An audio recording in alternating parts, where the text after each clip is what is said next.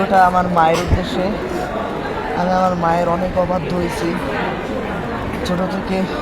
আমার মা আমার এখানে অনেক স্বপ্ন দেখছে, আমি আমার মারে অনেক কষ্ট দিয়েছি,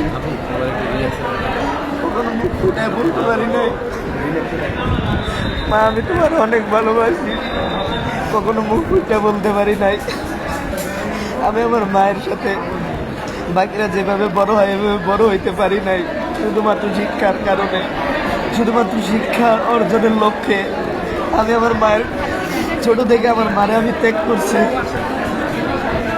আম্মু তুমি ভিডিওটা দেখতেছো, আম্মু আমাকে তুমি মাফ করে দিও, অনেক অবাধ্য হয়েছে তোমার, অনেক রাগারাগি, তোমার কথা শুনি নাই মা, মা মাফ করে দিও।